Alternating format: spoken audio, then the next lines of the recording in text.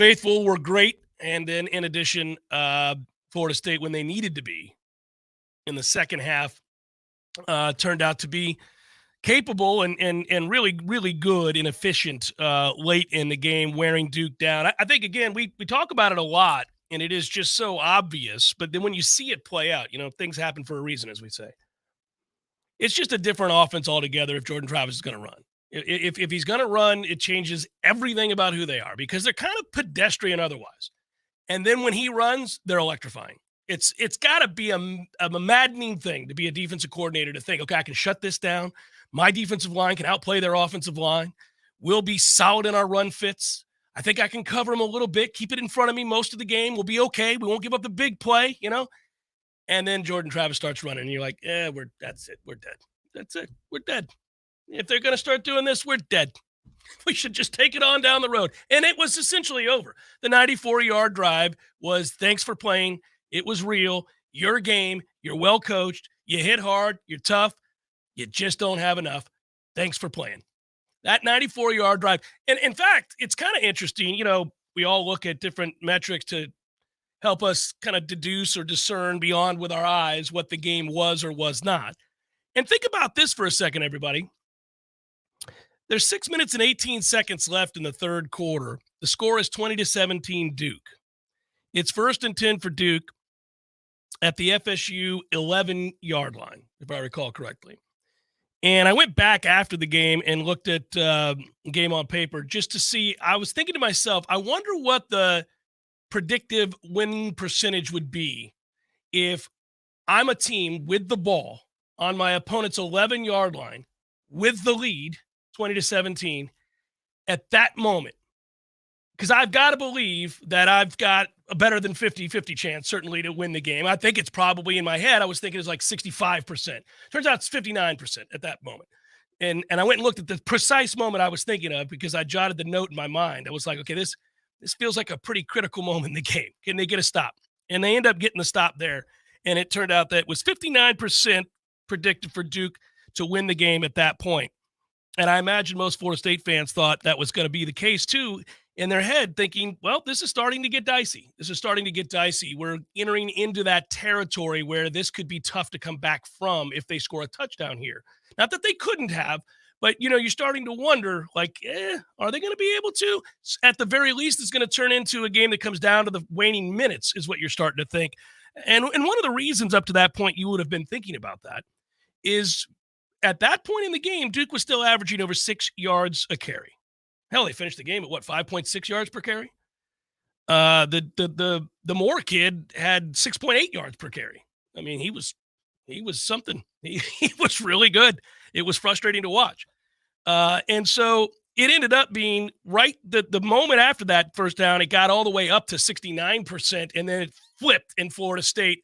Once they got the stop, 2 first downs later, Florida State's predicted to win the game despite still trailing. Now, you can see why that is. As their field position improves and they get a first down from off their 4-yard line, they are now going to be able to, at the very least, flip field position, and they get 2 or 3 more first downs. And as we know, they go on to go and score. And at that point, Duke's defense is dead. They're exhausted, and they have got to feel like they are completely now doomed because they don't have anybody that can throw the ball. Riley Leonard has to come out of the game, and this kid can't throw the ball in this situation. It was evident he was overwhelmed, and the game was, for all intents and purposes, over. It's fun to see this play out in that way because it's not the first time, it's not the second time, it's the third time that Florida State has absolutely worn people down, worn people out.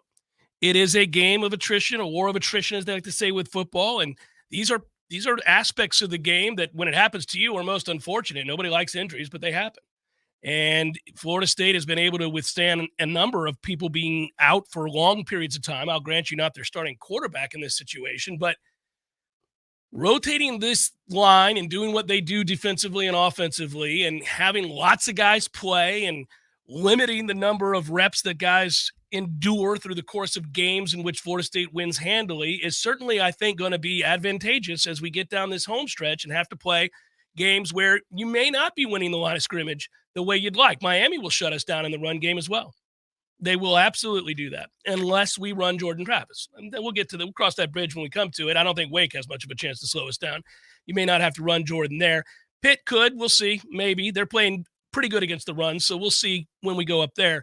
But you just know you have that in your back pocket, that if you can't run it traditionally, and we are up and down when it comes to running it traditionally, you are going to have to incorporate Jordan's legs. Looked like he was having a hell of a lot of fun once he unleashed it. Yeah, that's the thing I was about to say, was his expression changed. You've seen a lot of moments this season where he's screaming at the sidelines. It's happening more. Like in the postgame, he talked about how he and Mike Norvell spoke the previous Sunday, 2 Sundays ago. About going to have fun? About playing and having fun. Okay, well, I don't know that the lesson was applied in the first half of this game or even the beginning of the second half of this game, because Jordan is still demonstratively moving his arms, waving his arms, yelling at the sidelines, throwing his arms up in the sky when we're not running a successful whatever concept it is, if it's a stuff or a gain of 1 or 2. Mm-hmm. He's pissed off, and it's getting worse and worse. And that's a problem. You can't have anybody showing anybody up on the field. I mean, Jordan said after the game that he loves Johnny and all that Johnny did before he got hurt. And he said, I love him because he plays the game tough. He doesn't show anybody up. I thought that was an interesting thing to circle. Yeah. Okay, man. So you're keeping score on if somebody's going to show up a quarterback. Well, don't do that yourself when you're the leader of the offense when things don't go right. And all of that is to say that was one part of the game.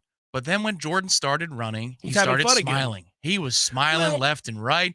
You could see there was that, oh yeah, this is what I can do. This is what I'm about. Look in his eyes. And kudos to the broadcast crew for getting a lot of camera shots of it, because you could see it.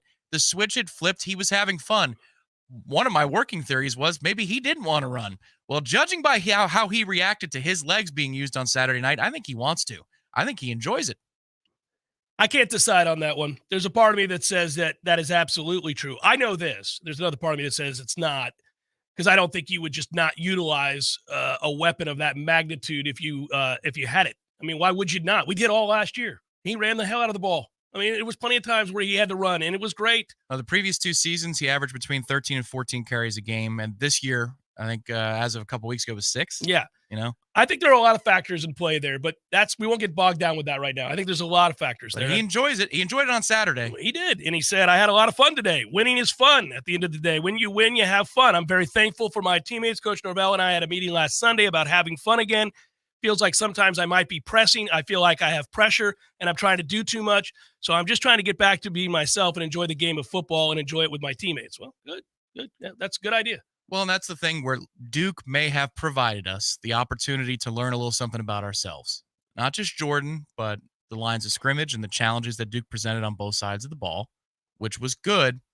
And also the fact that you spot them 10 points, one because of a coach's decision, the other a pick 6, which is also an interesting decision given how their defense is in 3rd and 12, that you're going to be calling that play and putting yourself in that. I think Jordan made a mistake on that play, but that's... Oh, 100%. Yeah. But like we talked about this in the pregame show, there are some defenses that'll turn their back and just try and make a play. There are others who are keyed in on the quarterback in 3rd and long. They're the boa constrictor. They want you to wriggle because it's only going to hurt you more and break you down more. Interesting moments there, but, we leaned on them.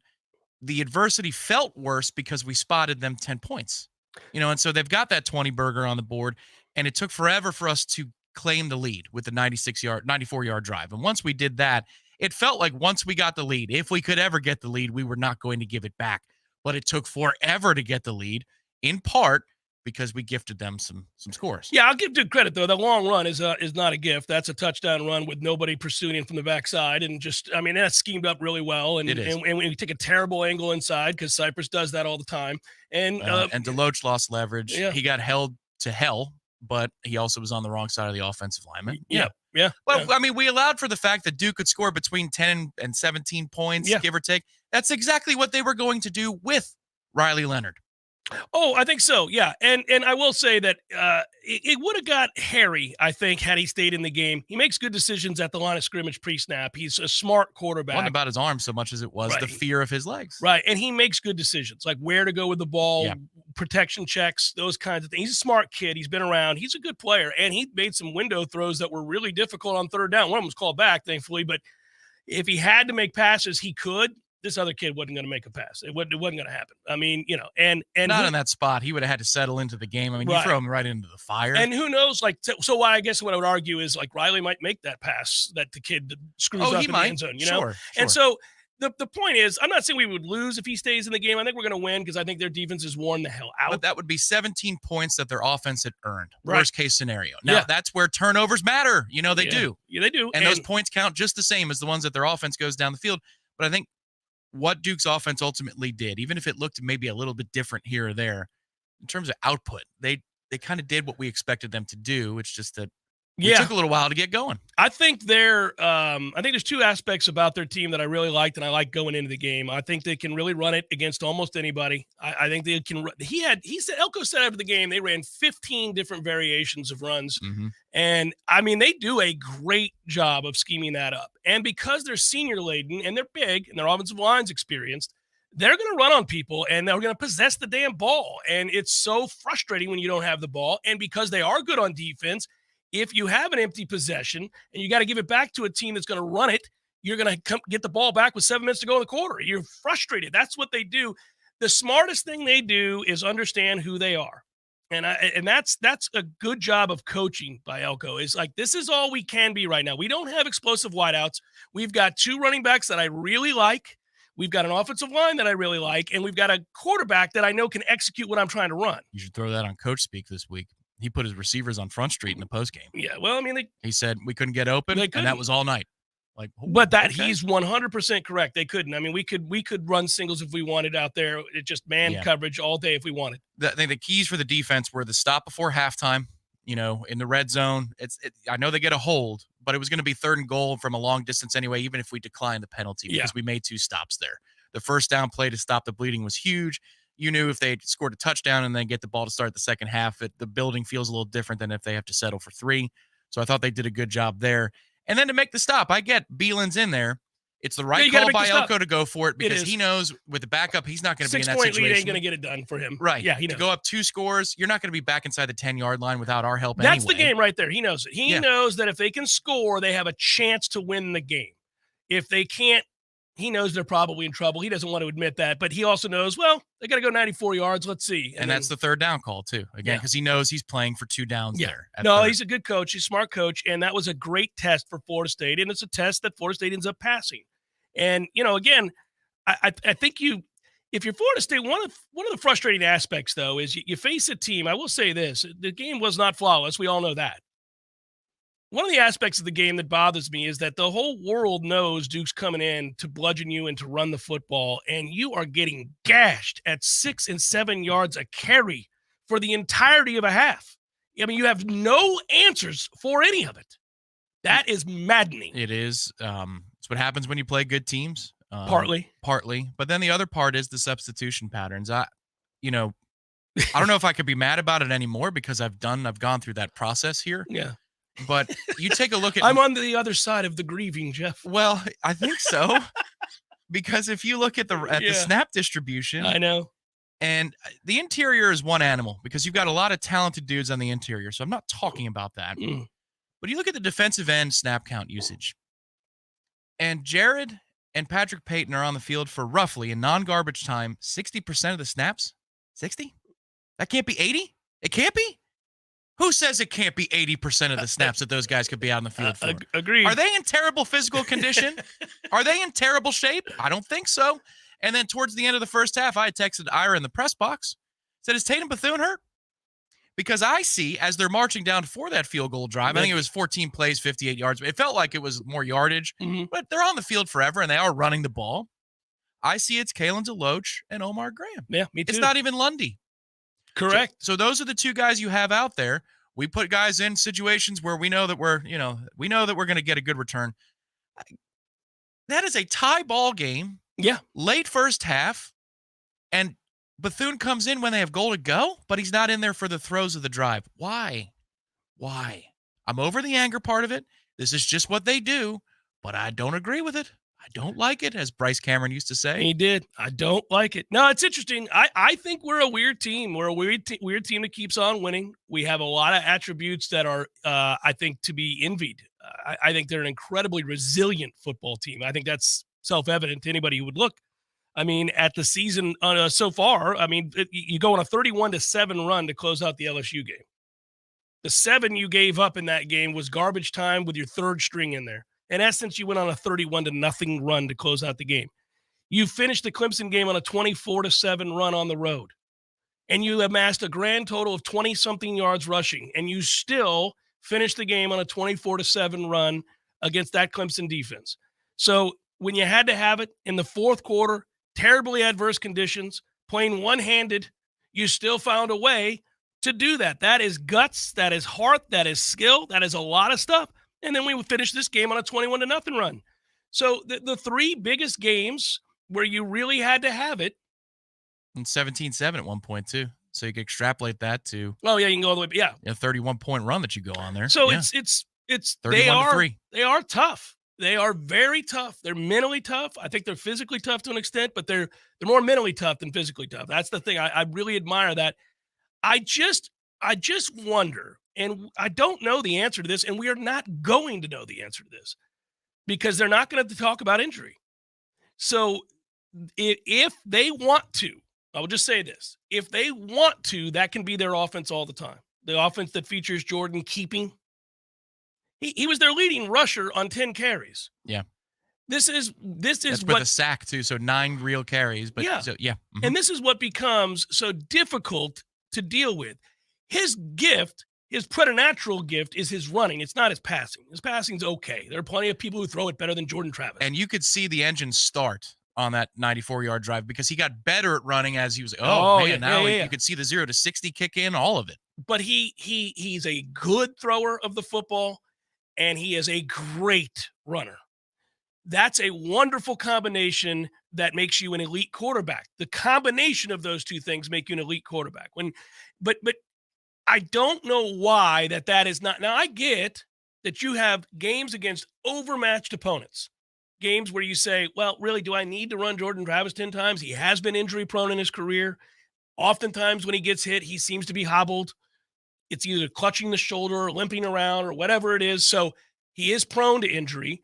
And so you might say, I don't want to do that. I don't want to do that because I need him to be here for the biggest moments of the season. And that is the correct assessment. But it seems like we are all of one or the other. There is no in between with the usage of his legs. And that drives me batty. We went an entire half, just decided we don't need it. Well, we do. We're not able to run the ball. That became evident within the first 2 drives. You're not going to run the ball, turning and handing the ball off. Well, I think the issue was early on you had some success running things that Duke doesn't usually give up. You hit a couple of them early. Toafili for one to the left. Toafili had the Benson one to the right. That was one of our first runs that we call it. Benson was successful to the right. But it didn't feel, beyond that, there was a rhythm issue. But then there's also the drive where if you're going to rush to the line of scrimmage on 4th and inches, you follow the center forward for a foot and you move the chains. While you're trying to move around at the snap between the left guard and the left tackle, you bump into Bless because he has no idea what's going on. That was if you're going to rush, then keep it simple. Otherwise, just let Duke get lined up. Who cares? It's 4th and a foot, and you'll do what you need to do. But that was a drive that we shot ourselves in the foot. The other 4th and 1 is madness. That's just craziness. Yeah, it is. And to come back out and do it, it seemed really odd. And that's a case where you have to know the defense you're facing and the percentage chances you're going to be able to move them. And it's the 4th down play. I thought it was a run only, but it's essentially the 4th down play they ran against Clemson. Right. Where he does have a chance to keep loop out, and Jaheim's there as either a throw. It's a triple option, essentially.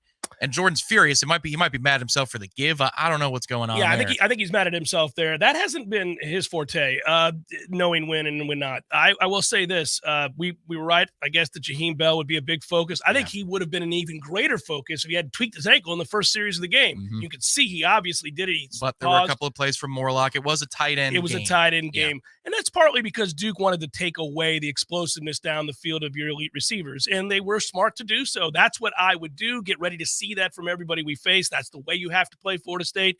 You've got to protect against the big play. Florida State's biggest attribute or greatest attribute is that they can kill you with explosive plays. They've been doing it all year long, both in the pass and run game. They will create a big play every Saturday, usually more than one. And so teams are going to have to try to take that away and force you to put together 14 play drives. Now, the good news is I think Florida State, with the amount of weapons and balance and the mobility of their quarterback, can put together 14-play drives. They can do those things because they've got options. And you can take what a defense is giving you and be patient in that situation. Eventually, you're going to force them out of it.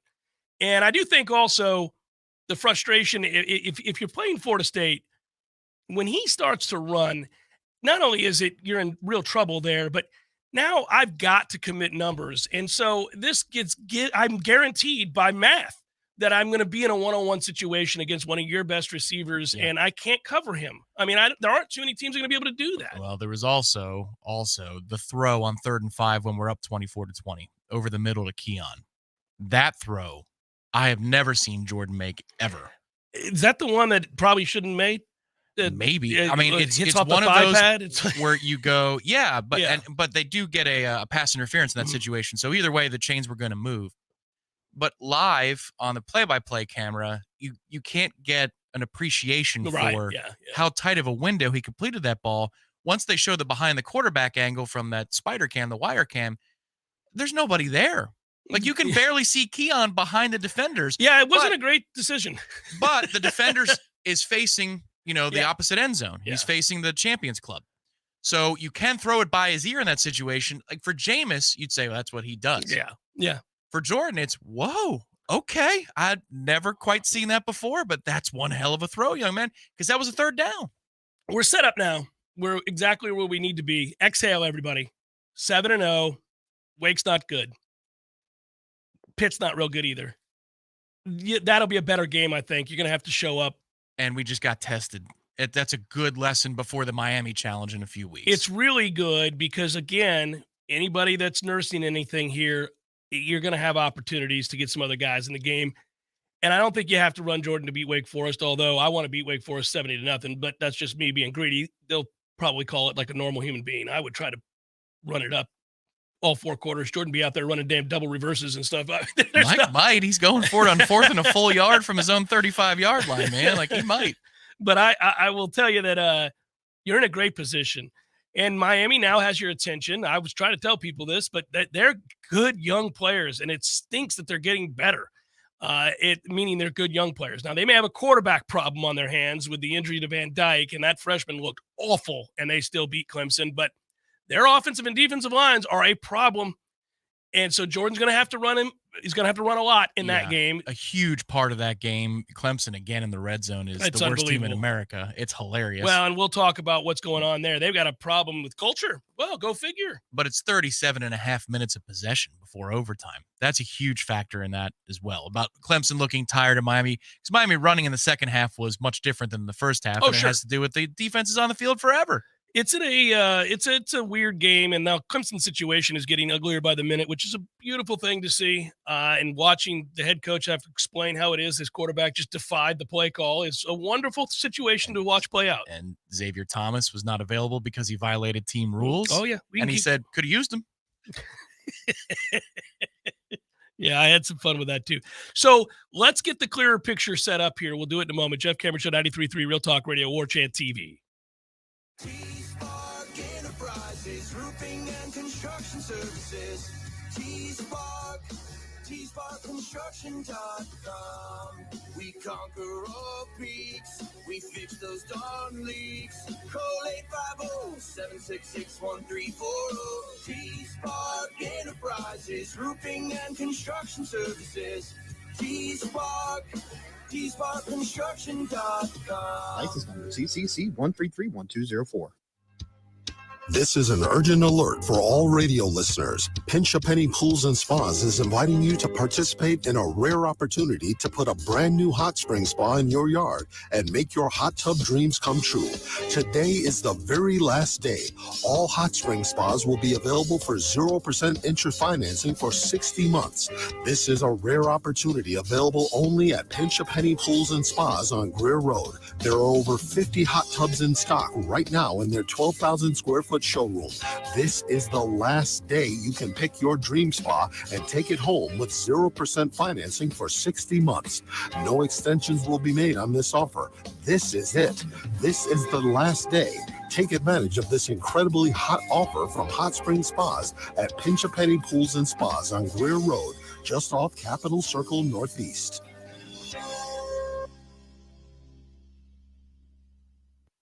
Someone who thought texting was a better idea than stopping for a traffic light slams into your rear bumper. Now your back is injured and you've got to be at work and rehab, all without a car. I'm Dana Brooks of Basic Brooks Law Offices, and we hear stories like this every day. You shouldn't pay for someone else's mistake. Call us at 850-777-7777, and we'll make sure you come back stronger. Tallahassee's newest local radio show is America in View with Matt and Brent Doster. What this world needs is a few more rednecks. On the front lines of the insanity of the woke, where men are actually men and rational thought prevails. This fight has put Florida in the crosshairs of the liberal agenda. Well, I say turn off the lights and blow up the building. Tune in every Friday from noon till 1 for America in View with Matt and Brett Doster. Right here on Real Talk 93.3. Orthopedic pain and injury deserves effective treatment options now, so you feel better fast. Whether you have joint pain that won't subside or an urgent orthopedic injury, we are the specialists to get you back on your feet. And there's only one thing better than fast care: expert care. We believe you deserve both. TOC, only experts. Learn more at teamtoc.com. This is Patty Wilson. Oh, I'm sorry. We're ready. He's recording. Why are you always saying your last name? It's Patty and Scott. Everybody knows Patty and Scott. I don't know. This is Patty Wilson. I am Patty Wilson. What is the idea behind said promo? It's for Patty's Playhouse. We're on Patty's Playhouse Saturdays at 11. Tune in. That's stupid. Just tune in. Saturdays at 11. Patty Wilson, Patty's Playhouse. House talk with a happy ending. Each and every time.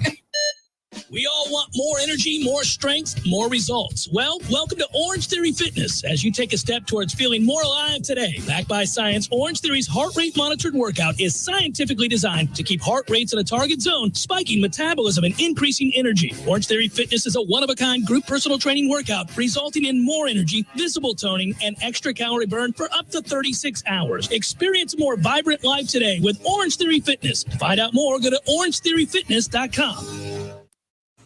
Welcome back to the Jeff Cameron Show, sponsored by Legendary Home Loans, a mortgage experience designed around speed, simplicity, and customer service. Before you buy your next home, contact our friend Shannon Young with Legendary Home Loans. Visit FSUHomeLoans.com. FSUHomeLoans.com.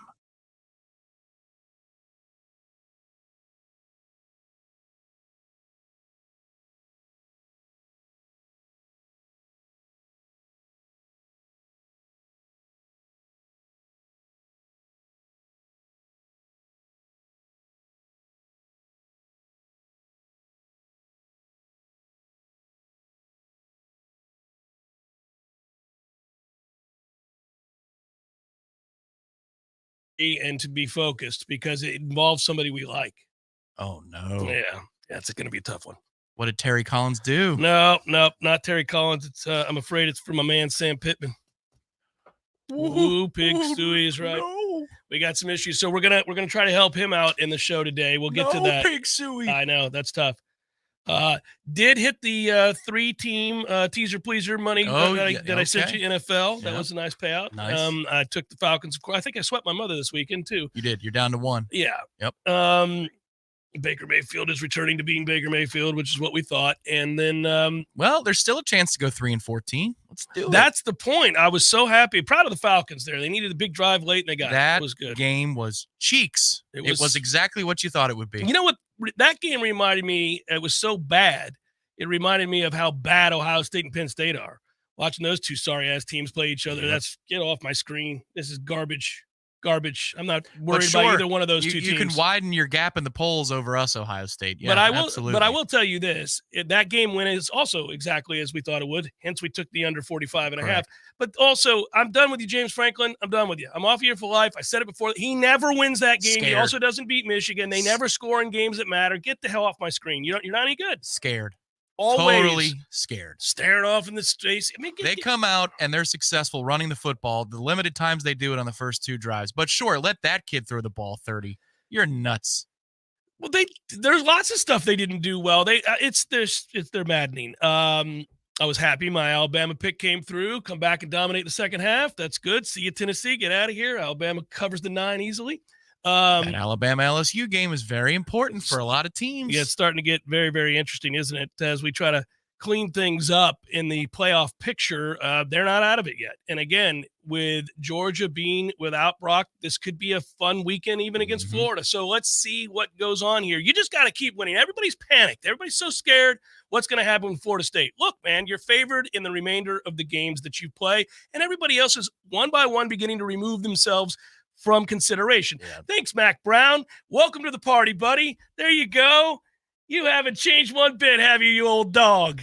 You found a way against that Virginia team that nobody loses to. Holy moly, Mac.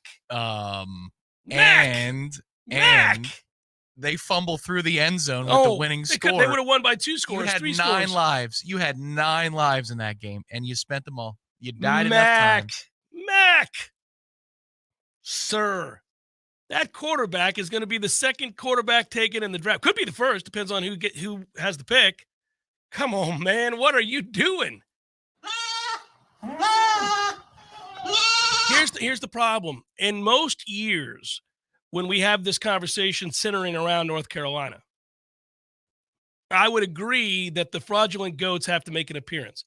I don't think they are. I think he's the problem. What are you doing, my man? They got players everywhere on that team. That's nuts that happened. He is the ultimate fraudulent goat. Well, yeah. He's proven it. It's like when you end a pay-per-view, a WWF back in the day, and still heavyweight champion of the fraudulent division. There he is. Stands alone. Virginia doubled their win total on Saturday. Yeah, and their only other win was against William and Mary. And you combine that with some of the things you saw in Oklahoma, Norman, they're hosting UCF, and you put that performance out there, and what Washington does, hosting Arizona State, we should not be threatened by either of those 2 conferences at this point. Ridiculous. Well, I don't think we're – listen, the game against Washington, let's say if we play it, it'll be a fun game. I think they're a good team. I watched that game. I actually stayed and watched that game. I'm just saying for relative position. When we talk about where we're at, actually Texas should have lost to Houston. Yep. Down there late. Well, they had an injury too at quarterback, so we'll see. But it's a fascinating run, but it doesn't really matter so much as you just have to win. You just have to remember to win. Go win. None of it. Don't let anybody bother you. And it's easy to the first person that says, of the undefeateds, I like these 4 more than Florida State, then our fan base is going to have a conniption. Stop. Don't worry about it. Who cares? It doesn't matter. Ohio State plays Michigan. Okay, so somebody's getting eliminated there. We already know that. We control everything about our spot in the playoff. If you just win, you're going. Nobody's booting Florida State out of this thing if they're undefeated. And now the race for Charlotte for the next team to play us. It's so crazy. Convoluted. It's a mess. So you got Duke and Louisville, a 3:30 kickoff this weekend. That's an elimination game. You got North Carolina plays both Duke and Clemson. They could be out of it. Oddly enough, Virginia Tech sits in a strangely they're not going to the ACC Championship game. They only have the 1 loss, and they're not going. They play Louisville. That's their biggest challenge for the remainder of their ACC schedule. Well, and they're going to lose to Louisville, so don't worry about that. You sure about that? I am sure about that. Right. I am sure about that. Okay. They're not going to. Hokey. Do you know how hard I'll laugh if we play Virginia Tech in the ACC Championship game? It's possible. Oh, sweet Jesus. That game was 22-0 inside of like 30 seconds of kickoff. We'll beat the people in Charlotte. Will be like, no. Duke beats Louisville. They're crestfallen next week. They play Virginia Tech. Virginia Tech wins. Then Duke loses to North Carolina, who in turn drops another one to Clemson. There stands Virginia Tech with 1 conference loss. Speaking of which, Clemson's mathematically eliminated with their loss. And this is where it gets interesting because let's watch this thing crumble. The problem with Clemson is they have a lot of good young players. And I do this thing all the time where we talk about the race to disaster or success. Miami's in a unique position. That was a huge, huge win. And I was worried he was going to get it, and he did. And now, damn it, the monkey's off his back a little bit. That's a big home win for them, and it was a gutsy win for them and with a backup quarterback. So now they've rallied the troops, and they're already succeeding in recruiting. So this is going to take another big step. This is going to be a problem for us. And then I think, honestly, and I said this earlier in the year when I watched them, they're not only a lot better than they were a year ago, they're a problem at the line of scrimmage. Their offensive line is very good. They have a good run game, and their defensive line is very, very good. Damn it. Because if this could have crumbled, if they could have kept losing, had they lost that game, and that's 3 straight, now all of a sudden you get ne'er-do-wells angry, people taking pot shots, folks wanting to leave the program and transfer, this ain't it, all that stuff, right? You start winning and getting some momentum, and now you got a bit of a problem on your hand. It'll be fascinating to watch our 2 rivals the rest of the way, to see what Florida does and to see what Miami does. We talked with Ingram Smith, speaking of which, the battle's end, because this is an ongoing thing. My prediction did come through over the weekend. That was nice. Yes. That was nice. We can get into that later. But I talked to Ingram yesterday, recorded it in the morning. We're going to run that next, get into a little bit of what the battle's end doing. And obviously that's a huge start to the season for Florida State to their end at 7-0. Jeff Cameron Show, 93.3 Real Talk Radio, Warchant TV. Your local news now. The reward for information that leads to the capture of 4 inmates, including a murder suspect who escaped from Bibb County Detention Center, has increased by thousands of dollars. The FBI is offering rewards of up to $25,000 for information leading to the capture of the 4 inmates. That, combined with rewards from Crime Stoppers, the Sheriff's Office, and the U.S. Marshal Service, the total reward amount is $73,000. The escaped inmates are Joey Fournier, 52 years old, who was being held for murder; Mark Carey Anderson, 24, who was being held for aggravated assault; Jonathan Denard Barnwell, 37, who is being detained for the U.S. Marshals; and Chavis DeMario Stokes, 29, who is being detained for drug trafficking and possession of a firearm. The inmates escaped through a damaged window and fence before driving away in a blue Dodge Challenger. Anyone with information is urged to contact the U.S. Marshals at 877-WANTED-2 or submit tips via the USMS Tips app. This is Rachel Anay with your Real Talk 93.3 Local News Update, brought to you by Macklemore Systems, Tallahassee's go-to Mac store. Check them out online at MacklemoreSystems.com. This is meteorologist Paul Trombley with your Real Talk 93.3 weather update. Partly cloudy this afternoon with daytime highs approaching 83. East winds 5 to 10 miles per hour. Lows dip down to about 60 tonight. Partly cloudy skies. Daytime highs approaching 82 tomorrow. Mainly clear skies. High temperatures reach up to 82 Wednesday under mainly sunny skies. 84 Thursday. This report is brought to you by the Lawn Johns. For all your landscaping and lawn care needs, visit thelawnjohns.com. Right now, 80. Barry knows cool. He's keeping you comfortable. Barry knows cool. You can pull them to the test. Your heating and air conditioning system doesn't check with you before it takes a break. That's why we're always ready to help. Any day, anytime, anywhere. And with our annual service agreement, there are no overtime charges.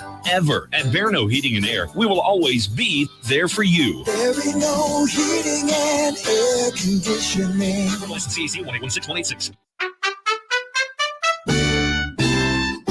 So everybody knows, Eddie, that you are a spectacular cook. Of course they know that. If they go into Bumpa's, the food is always good. I mean, everything on the menu. Mm-hmm. Everything at Gordo's is delicious. I always, of course, get the bungalow chungla, as I call it. The bungalow chung, Jeff. Is that what is the pork? The bungalow chung, Jeff. Okay, the bungalow chungla. It's delicious. All of these things, all the items, everything you do, a master cook. But, sir, I would ask you, what is a skill that you possess that you're particularly proud of that nobody would know and that you could share with us here? Growing hair, Jeff. Growing hair. You're an asshole. Gordo's, bringing the flavor and flair of Cuban food to Tallahassee since 1996. The Jeff Cameron Show, brought to you by Orange Theory Fitness. 2 Tallahassee locations, Midtown on Thomasville Road and Northside in the Village Common Shopping Center. Online at orangetheoryfitness.com. All right, so as I said just before the break, I had a chance to sit down with the CEO of the Battle's Inn, Ingram Smith, talk about the big win for Florida State, talk about that space, as we like to say, in terms of what's happening, what's changing with collectives, the rules and NIL, all that stuff. We talked yesterday morning. We're going to run it right now, and I'll come back afterwards, and obviously we'll react to some of that and get into hour 2. Jeff Cameron Show, 93.3 Real Talk Radio, Warchant TV. Here's Ingram. You and I have been going into that stadium for a long time. Saturday night was electric. 7-0, this football team now. And there are good players everywhere. And I know you're modest and you don't like to talk about the role necessarily, or at least not bang the drum over and over again about the role that the Battle's End plays. But I think everybody knows it's obvious when you look out there and you see the guys that make the difference in these games. Battlesend.com, everybody. What's it mean for you guys right now, 7-0? I want to get straight to it. And I'm just going to say, I think we're about to see a real battle in the state again. Unfortunately, Miami knocked off Clemson. They may have some footing here in recruiting. Florida, with the comeback a couple weeks ago against South Carolina, probably going to at least be 6-6, 7-5. Maybe they get some footing. The battles for recruits and for players out of the portal, et cetera, I think it's about to reach a crescendo. I agree with you. I think that I think that to an extent, this has always been a thing that, your institutional level of support would fluctuate based off, how comfortable a fan base felt with a coach and the direction of the program. And, they've got a competent bunch and a really sharp guy running their collective. And, Miami seems to have a rather significant level of support. And I'm sure beating Clemson and I was going to make a comment about Dabo Swinney, but whatever. Miami beating Clemson and getting that victory is going to shore up some institutional support from them as well. And yeah, I mean, I think it's 7. We are Florida State 7-0. We're very proud. Speaking from a Battle's End perspective as to the role that we've been able to play and the support that we've been able to give. And for us, our philosophy is always going to start at retention and work its way from there.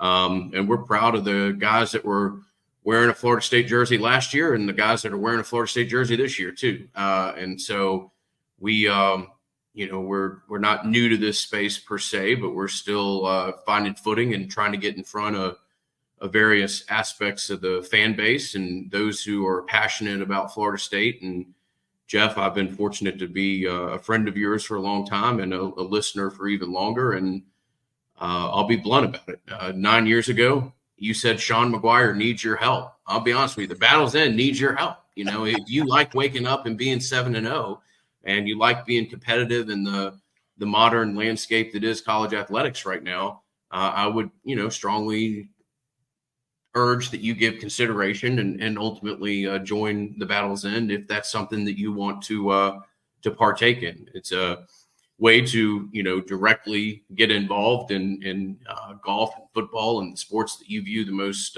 whatever it is that you view the most important. And we'd love to partner with you in doing that. So, yeah, the battlesend.com. I'm proud of what we've done and how this organization has evolved over time. But, maybe I need to be more direct and more, blunt about things. That's not necessarily my personality, but yeah, we need support. And if you like being 7-0 and you like being ranked anywhere from 3rd or 5th in the country, depending on where you look and whose metrics you look at, then I would suggest you give us strong consideration. I'll put it that way. Well, I'll do this, Ingram. I think if I'm a person who doesn't know, and I think there's confusion amongst, and this is all over the country, confusion about what to do as a supporter of your university as an alumnus or just a diehard fan, whatever it might be. Maybe you live in Tallahassee and you just want to support the local team, whatever it is. There's confusion about how best to do that. But I will just tell people in terms of football and, as you mentioned, golf, look, man, the Battle's End is the best way to do that. Now, you can give to lots of different groups, but you've got to help support the group that is supporting Florida State football. And there is no getting around the fact that it is a constant battle now. Every collective or whatever you would want to describe these groups as are fighting for everybody's dollar, and it can get confusing. So why do I bring this up? Well, I bring it up because I think the thing people want to know is, how transparent is this? Can I learn more? It's not just that I want to give money. I want to know, what am I giving money towards and how does it work? And I would one of the things that I've celebrated about the Battle's End is just how you guys are an open book. You guys have said, look, we're not going to mislead you. We're not going to try to disguise what we're doing. But it's also layered. It's not just that you're getting football players to think about coming to Florida State. It's that you're teaching them and helping them in other ways too. So I guess if folks wanted to know more, I'm a guy, all of a sudden I want to give $10,000 to the Battle's End. What do I do, Ingram? How do I find out about the questions I want answered? Sure. No, I would welcome you to, if you want to email info@thebattlesend, or if you want to email me, it's ingramsmith@thebattlesend. I'd love to talk with anybody out there. We have a tailgate every home game that I'd invite anybody to come to, and you can find out more information about that on our website.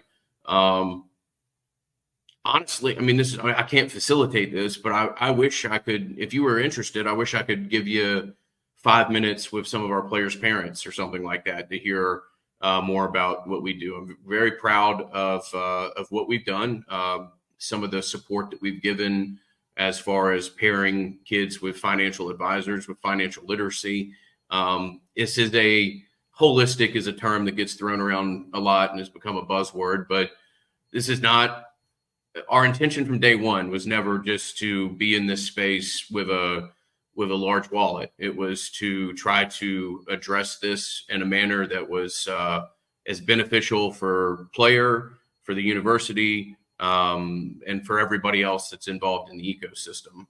So we're not officially aligned with the university in any way, but obviously we can help athletic teams in certain regards, and we can help meet the criteria for competitiveness. And I mean, athletics is the front porch for a lot of universities and stuff like that. So we try to take this very seriously. Our messaging is always, we try to be honest and upfront, and we didn't ask for anybody's money for the first 4 or 5 months. We really just wanted people to judge us and see if we could be a competent entity in this space, which we were always confident we were going to be, but we wanted to provide a track record of support before we started asking for money.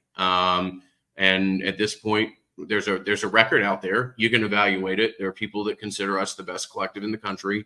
Whether that's true or not, you can make your own decisions, but we're a plus level collective, if you want to use that term, certainly, and proud of the work that we've done. And we'd love people to join. And like you said, it's not just about a marketing deal. It is about trying to be as good of a assistance and provide as positive an impact on the kids that we work with as we possibly can.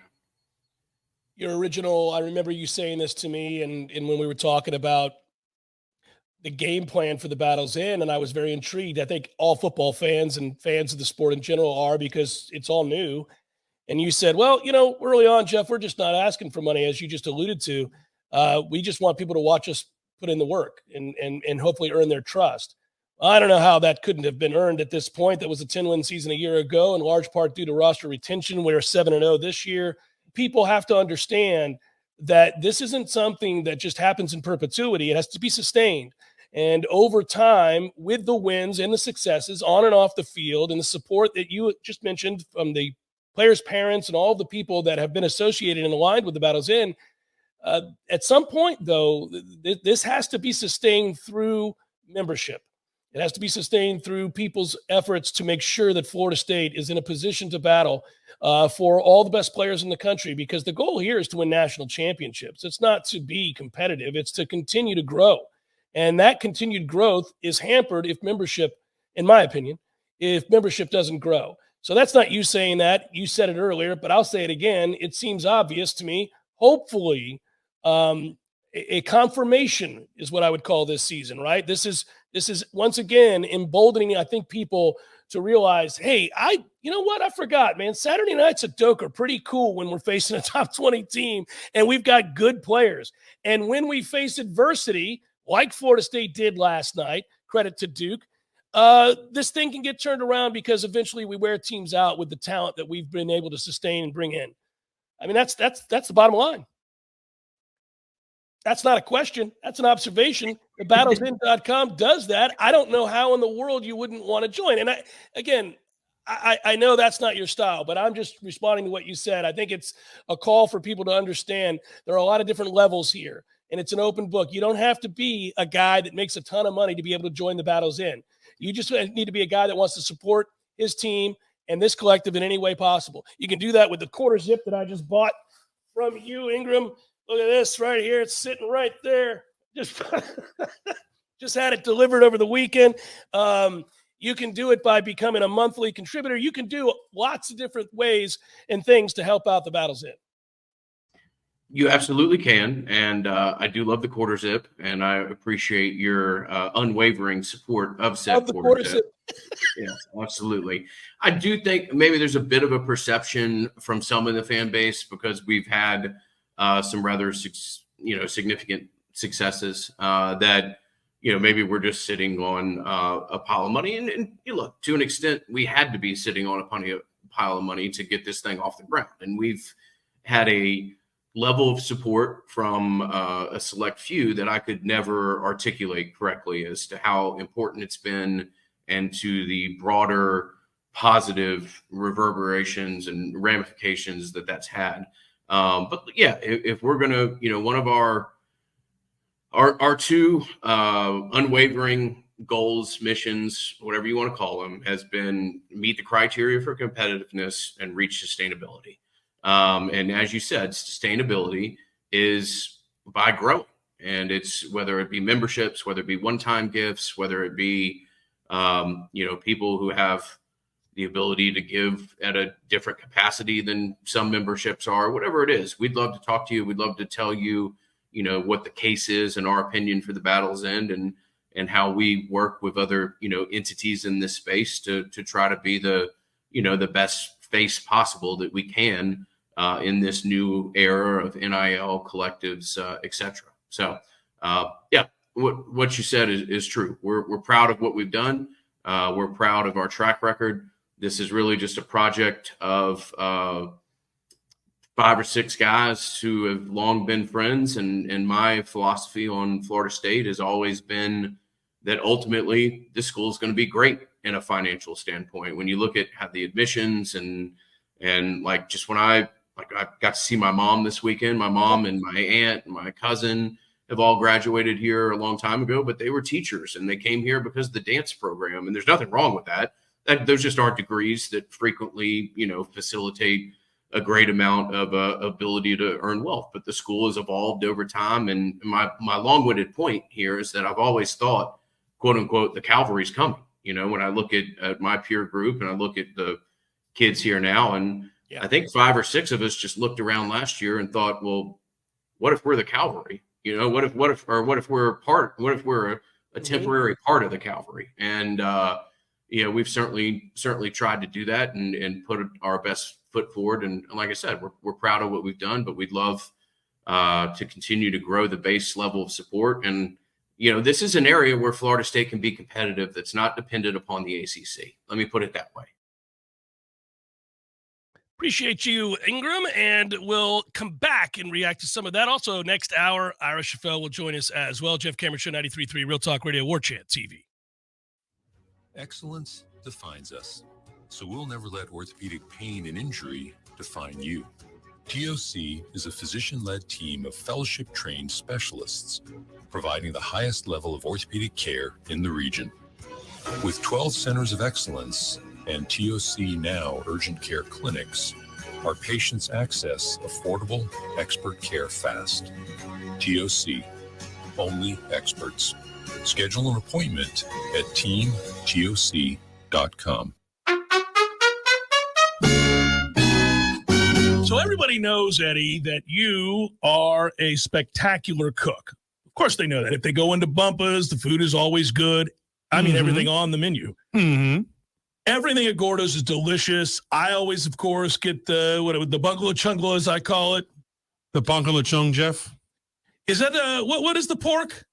The pan con lechon, Jeff. Okay, the bungalow chungla. It's delicious. All these things, all the items, everything you do, a master cook. But, sir, I would ask you, what is a skill that you possess that you're particularly proud of, that nobody would know, and that you could share with us here? Growing hair, Jeff. Growing hair. You're an asshole. Gordo's, bringing the flavor and flair of Cuban food to Tallahassee since 1996. Looking for lunch plans? How about eating up some local sports with the Jeff Cameron Show? Coming up next on Real Talk 93.3 WVFT, Gretna, Tallahassee.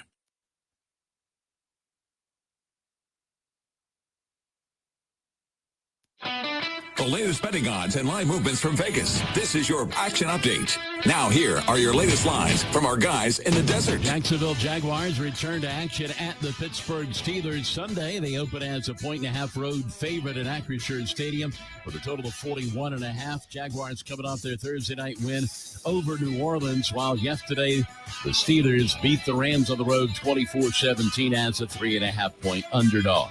Monday Night Football today. It's the Minnesota Vikings, a 7-point dog at home against the San Francisco 49ers. College football Saturday, Georgia and Florida meet in Jacksonville. The Bulldogs, a 14.5-point favorite, 47.5 the total. Florida State laying 20 Saturday at Wake Forest. Get your free VSiN subscription right now at VSIN.com. For more sports betting news and information, go to VSIN.com. Mike Son at Real Talk 93.3. Darius, look who just figured out how to find my Medicare plan options. Just typed in my zip code and boom. This is not just a search tool. Look at you go, Mom. This is Walgreens making it easy to find a Medicare plan with low-cost copays. During open enrollment, use Walgreens Find RX coverage to help you find the right Medicare plan for you. This is being independent. Together. Walgreens. On a scale of 1 to 10, how's the back pain now? 22. Wonky work from home desks have Dane's Acupuncture booked up. You need to get in, but this week's all full. But Finding More Practitioners has them on pins and needles. You know, my lunch is in 20 minutes. How fast can you get here? Indeed can help them hire great people fast. I need Indeed. Indeed you do. Instant Match instantly connects you with quality candidates whose resumes on Indeed match your sponsored job description. Visit Indeed.com/credit and get $75 towards your first sponsored job. Terms and conditions apply.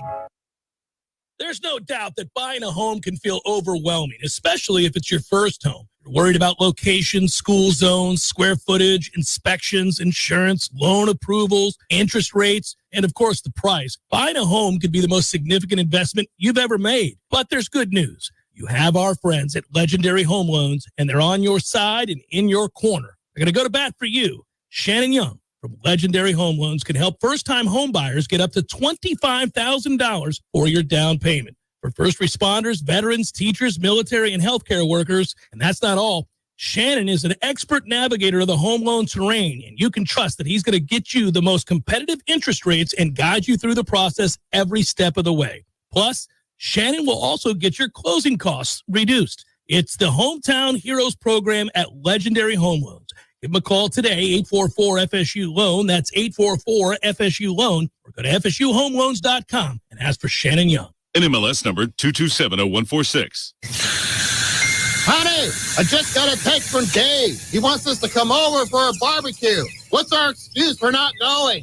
Oh, no need for an excuse anymore because Dave got a new grill from Hearth and Patio. Oh, thank goodness. Dave, we will be happy to join y'all this weekend, and congrats on the new grill from Hearth and Patio. My wife said she would bring potato salad. Hearth and Patio invites you to elevate your grilling game this year with one of their amazing grills from Fire Magic, Broil Master, or Blaze Grills. Call them today, 850-727-4282. That's 850-727-4282, or visit them online at hearthpatiotallahassee.com. Hearth and Patio, making barbecues great in the Sunshine State. Honey, Dave said no raisins in the potato salad this time. Call them today, 850-727-4282. That's 850-727-4282, or visit them online at hearthpatiotallahassee.com. We all want more energy, more strength, more results. Well, welcome to Orange Theory Fitness as you take a step towards feeling more alive today. Backed by science, Orange Theory's heart rate monitored workout is scientifically designed to keep heart rates in a target zone, spiking metabolism and increasing energy. Orange Theory Fitness is a one-of-a-kind group personal training workout resulting in more energy, visible toning, and extra calorie burn for up to 36 hours. Experience a more vibrant life today with Orange Theory Fitness. To find out more, go to orangetheoryfitness.com.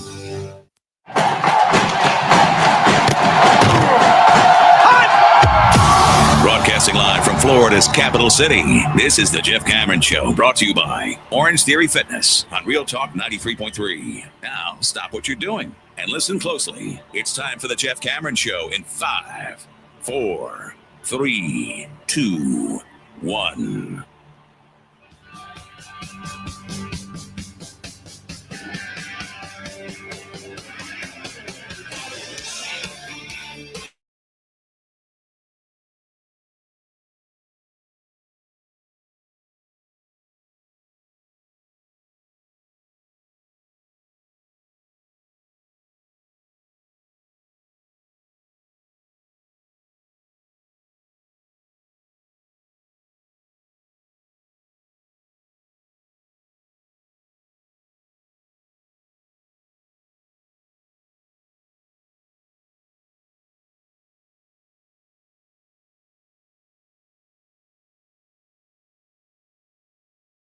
Yeah, it's Tom Lang birthday week. It's 7-0 Florida State football.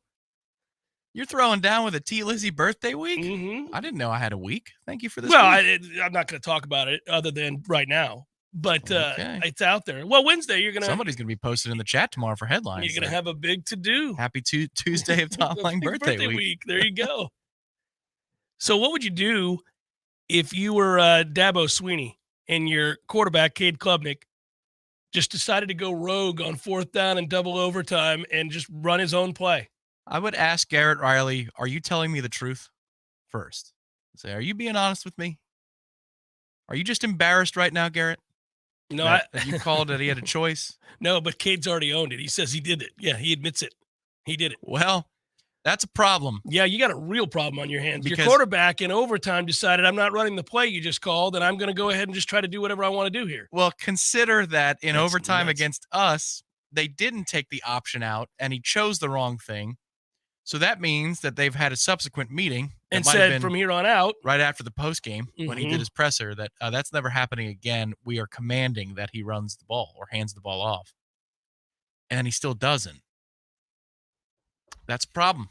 Oh, it's a huge problem. That might be benching worthy. I would think, because your season's lost already. But here's the weird thing, and all the numbers point this out. It's like Clemson, and we know this from having watched our game. It's also hilarious. It's awesome. It's hilarious. It's It's right. It's wonderful. But you look at Clemson right now, in like ESPN's FPI, the Power Index or whatever, they're the 18th best team. Are they still 5th? No, they're 18th. Okay. They are 19th in S&P Plus. They are 9th amongst Power 5 teams in successful play differential. They're 11th in the country in explosive play differential. Like yeah. They have a lot of numbers that favor them being a really good team. Is there advanced metrics for red zone? So there are, and I'd have to look into they that. In triple digits? I'd have to. Feels like it. Seems like that's where they're costing themselves dearly. Now, here's the other thing.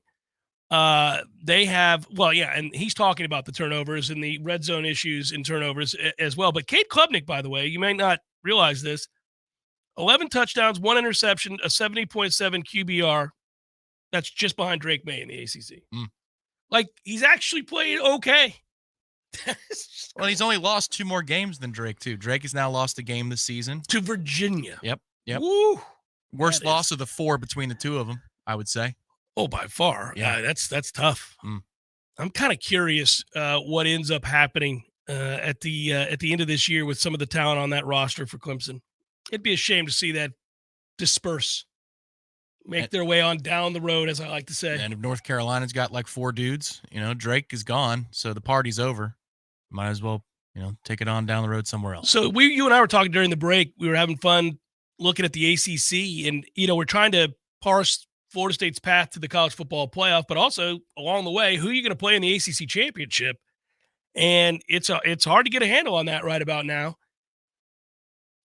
A lot of people are still alive, including the team you just beat in Duke. Oh, yeah, they're very much in the fight. Now, again, what are the rules this year? I mean, no divisions, obviously. We know that. It's head-to-head first and then common opponents second. Like, way down the line is ranking in the polls. I think it might be the college football playoff is the first one. I couldn't tell you. But it's first is head-to-head, and then second is common opponents winning percentage. Yeah, but the problem with head-to-head is like, okay, so what if there are 4 teams behind Florida State? Oh, yeah, multi-team? Yeah, you go to common opponents first. And that gets dicey because then everybody turns into loopholes. Yeah, And yeah. This is going to get weird. By the way, Virginia Tech is not going to be in the position. I'm just saying they're still alive. Well, they're 3-4, Tom. That they're has not no bearing on the ACC Championship they're 3-4. It has to. Like, if you're a 6-6 team, you can't be compared with a 10-2 team. You sure can if you only have one loss in conference play as we sit here today. You could. There's no chance. That is a 6-6 team at best. They're not going to be in the discussion. They only have one ACC loss. Come on down, Virginia Tech. It'll be a rematch of 2010. I would love to play Virginia Tech again. That would be wonderful. They're not going to make it. Now you would think Clemson's out of it with 3. Oh, yeah. Miami's got 2 losses in the ACC. We'll hand them their 3rd, we hope. Clemson still has to play Notre Dame and North Carolina. Clemson could have 5 losses in this regular season. Clemson can also beat Notre Dame in North Carolina. They certainly could. They could have beat Miami, too. I kind of want them to beat Notre Dame. That'd be fine with me. Oh, me too. Yeah, that's 13-10. That game is 13-10. That's ugly. Put it down. We're taking the under. But yes, Virginia 31, North Carolina 27. Even with my still nasally, sickly voice, Tom, warrants a you and me moment of, here comes Virginia. Not too bad. Not too bad. Not too bad. I didn't know how to compensate for the sickness. Yeah. So I was searching for it. Also, by the way, just because I enjoy it so often and it happens annually, a tradition that keeps on giving, and that is that Southern Cal cannot beat Utah. They cannot. It doesn't matter if Cam Rising plays or doesn't. Yep. Doesn't matter who the hell's the quarterback for Utah. Utah is going to beat Southern Cal. That's just what they do. Suck at Southern Cal again. So I believe Lincoln Riley's however many games he's coached there. So what is He's in year 2, right? 19, 20? Yeah. His record and Clay Helton's record are the same through that watermark. We are now getting the Jimbo Sumlin thing, where Sumlin's ahead of Jimbo by about a game and a half through about 70. Jimbo's in trouble. Yeah. Now Clay Helton and Lincoln Riley are, I think they're both 14-5. Well, I think the more maddening aspect of it for Lincoln Riley is the same thing that pissed off people at Oklahoma, and it will forever seemingly follow him until he does something about it and makes an appreciable effort. Like, he has to decide that this is something he has to do. I don't care if you have the best offense in college football every year, if you have the worst defense. Yeah. This is the old saying. Go back to the old days when we were at the other place. If you can't play defense, you can lose to anybody. You can lose to anybody. And as mad as I can get at times at Adam Fuller, the bottom line is they gave up nothing in the second half again. It's what they do. Over and over and over again, when they adjust, they are dominant in the second half of football games. I mean, they shut down LSU. That's a wildly efficient offense, and they shut it down in the second half. Though the outlier for the year is the BC game. Other than that, they pretty much dominate folks once he gets a handle on what you're doing. And so, are there better defensive coordinators out there? Sure. But imagine like the frustration you feel when you have these pockets of aggravation that we describe watching FSU. Now imagine being a Southern Cal fan where you have the best quarterback in the country and who's going to be the first pick in the draft. And he's kind of college broken right now because he's just throwing interceptions. He's done. He has to be he's got to score 60 points a game for them to win. Damn shame. Damn shame. At least they got that Heisman last year, though. Yeah, well, it doesn't break my heart either. I'm not a USC fan. It's just I don't understand how would you, like, if I'm a brilliant offensive coordinator and everywhere I've been we have a top 3, top 2, number 1, depends, offense, my only goal would be to find this bastard that could work with me and get some stops every now and again, right? I got to find the guy that can make this. Can we beat people 54-28? I mean, that's fine. I just need a guy to hold people to 28 points. They have an eternal war chest there. Yes. So what I would do is I would say, hey, how about I'm the co-head coach with Mike Elko and let me bring him across the country and let's go to war together as co-head coaches. Yeah, Mike's going to say, suck it. I'm going to be a head coach wherever I want to be a head coach. And by the way, he's got the pick of the litter coming up. Here comes $9 million for you, Elko, to be a co with me, and let's go win national titles together. I wonder where Elko will end up. I keep saying it. It seems like Texas A&M would make sense. If they let Jimbo go, you could bring Elko back. He's had a taste. I don't know if he liked it there or not. I mean, he didn't like working for Jimbo, but I don't know if he liked it there. But I mean, if you're a coach, in truth, despite all the weirdness and the cult that is Texas A&M, you would want that job. I mean, they have endless funds. The facilities are the best in the country. They are desperate, so they're going to give you more money than stands to reason. I would put a section in the contract that says the cult crap. I'm not doing any. I'm not doing all that stuff. You're not going to get me out here slapping doing my hip with stupid boots. I'm not taking pictures with the dog. Initial here for the I'm athletic not holding director. Torches, with. So I'm not doing any of that crap. No, I'm not doing it. That's guys. Again, section 3 of the contract. Yeah. Also, guys, you may think that's for all the other crazy stuff that I'm referencing, like the boot slapping and the torch bearing and all that. No, I'm saying I'm not even doing the sway. I'm not doing the sway. Yep. You guys had Jimbo out here looking like an ass swaying around with that lady. We're not doing that. Yeah, you get one photo with the dog a year. That's it. It's the start of the year, the dog comes in, I smile, that's it, dog's out. Yep. And I'm a dog guy, but this is weird. So there you go. That's all we're doing. And I want $40 million a year. And you'll give it to me because money's no object. Now let's go. But he could have that job. Michigan State's certainly open. Although they're a mess right now, too. Holy moly. I think you'd have to do a little bit of boot slapping. That's okay. I'm not doing any boot slapping. None. Under no circumstances are we wearing the boots. Are we slapping around on the boots? I'm not doing any hippity-doo things that I see those guys doing. What about boots on the desk? Would you allow for that? What, a booster who comes in and puts his boots on my desk? Hell no. No, display boots. Oh. Display boots. Yeah, on the you desk. can have display boots. Would we concede that? Can I customize them? God, I want to be on this negotiation team. Can we do this? This would be the greatest contract to ever write up. All right, so while we can, we'll bring Ira on in a little bit here, and we'll talk more Florida State. Let's try to save our man here. What do I do with Sam Pitman? I'll read it to everybody who didn't see it. Jeff Cameron Show PR firm. Arkansas mustered all of 3 points against Mississippi State. Three. Yeah, 7-3 was the final. That was the final. That was almost the final for Washington, Arizona State. It was crazy. So Pittman, I don't know how a coach, I don't know what I do with a client who doesn't know enough to not say this. Now, win or lose, you're going to take to the dais, and you're going to be asked questions about said win or loss. Now, all of us watching the game will be able to identify and isolate 4 or 5 critical moments in the football game where decisions had to be made. Big decisions had to be made. Sometimes it works out in your favor, and probably can't wait to answer that question as to why you chose as you did. I don't like this suey. Other times, you make a decision, it backfires, doesn't work, and could be almost directly responsible for the loss. I don't like this. So here you go. During the third quarter, the Razorbacks had a 4th and 2 at the Mississippi State 33. They were trailing 7-3. So the ball is at the Mississippi State 33. Okay? It's 4th and 2. Tell me he punts. Pittman didn't know what to do, hesitated, and the Hogs instead were flagged for a delay of game. The result was not a field goal attempt. Instead, Arkansas chose to punt.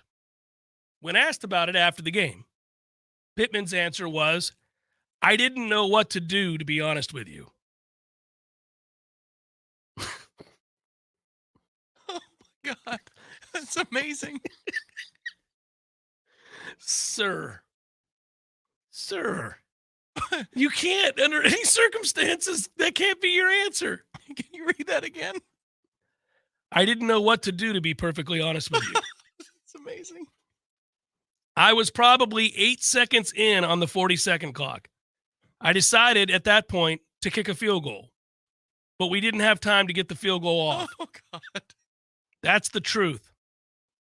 I did not want to call a timeout at that point because I wasn't sure that I even wanted to kick the field goal, if I'm being honest with you.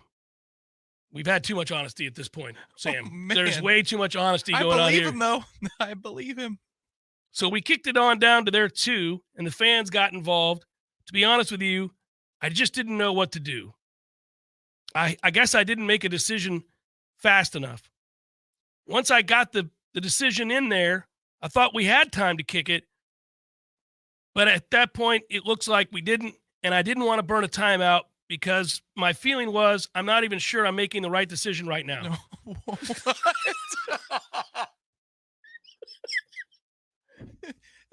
He's having an existential crisis. I don't know where I am. I know. The walls, they're moving. Arkansas ran 4 plays in Mississippi State's territory the rest of the game. My shoulder's tightening. Guys. Sam. Guys. Sam. Rich, water. I need a water, Rich. What do you do? What does the Jeff Cameron Show PR firm do with that? You sit him down and you say, Sam, sometimes the truth doesn't help us in a moment. This is one of those moments where you the can't truth, always tell the truth, Yeah. Sam. How have you lived this long? I mean, I really appreciate that you're an honest man, but sometimes even honest Abe knew there were times where you had to skirt over the details. I didn't know what to do.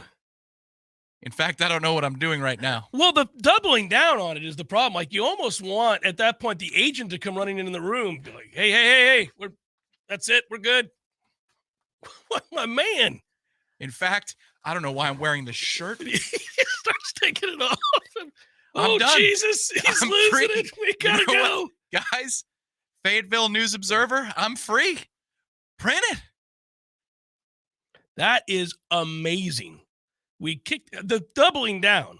So I'm going to, this is the last time I'll do this, but this is unbelievable again. I had to read it twice. I couldn't believe it. Oh, God, Sam. And we like you. We're going to have to let you go. I don't know what to do. I can't trust you. That's exactly We're gonna what have the to- athletic director did. Yeah. Oh, God, Sam. Sam, I got to fire you You're today. awesome. What are you doing? I got to fire you. Why? I didn't know what to do, to be perfectly honest with you. I was probably 8 seconds in on the 40-second clock. I decided, I guess, to kick a field goal, and we just didn't have time to get it off. That's the truth. I didn't want to call a timeout at that point because I wasn't even sure I really wanted to kick the field goal, to be honest with you. Got the penalty. We punted, kicked it on down to their 2. The fans got really involved. To be honest with you, I didn't know what to do, really. I didn't make the decision fast enough. Once I got it in there, I thought we had time to kick it, but at that point, I just didn't want to burn a timeout because my feeling was I really wasn't sure I was making the right decision. That's a triple dose of uncertainty. But he said, I don't know what I'm doing right now. No, because I really wasn't sure I was making the right decision. I wasn't going to burn a timeout right there because my feeling was I wasn't sure I was making the right decision anyway. Oh, man. He's like our guy in Boardwalk Empire with half a face with the sniper. Oh, when his hand shakes? Yep. You're like, you can't have a shaky hand. You're a shooter. That's what you do. That was it. You got to take that dude out. Hesitated. That's it. And that's it. To the horror and dismay of the people that love Sam Pittman, that are watching that post-game presser going, oh, it was a run. We liked you, Sam, and I'm glad you got to fulfill your dream of being a head coach, but oh, my goodness gracious. Pig suey. That is nuts. Pig suey. So, the only thing you can do there, though, Sam, is walk in and say, yeah, I was a little betwixt and between. By the time I realized that I wanted to kick a field goal, I realized we were going to get a delay a game there, so I chose to punt. Just move on. But, I mean, even that's bad. Got to be better about it. We'll be better about that's it. terrible. I mean, that's on me right there. We were kind of in between his range. So we've got the guy on one side of the lake who is saying, we're on to Cincinnati, coach, even though he got a big win this weekend. This is the right time to send you off. Wasn't that a great day? Yeah. Oh, man. I'll always remember this day, coach. Yeah. We're on to Cincinnati. And then on the other side of the lake, pig suey. Oh, man. No. Yeah. That's the end of it. We'll always have that introductory press conference. I know how much this job meant to you, Sam. Too much. It overwhelmed in the moment, apparently. I don't know how you scored 3 points against Mississippi State. Sweet Jesus. That's why we go back and we look. Now, look, the 2 guys that were held on high as the examples of why Mike should be better and we should be better despite all that he inherited. Mel Tucker, no longer employed at Michigan State, but he's a genius. Look, they can win during COVID. And Sam Pittman. Oh, look at Arkansas. Oh, Still looking? Still happy about those 2 guys? Jeff Cameron Show, 93.3 Real Talk Radio, Warchant TV.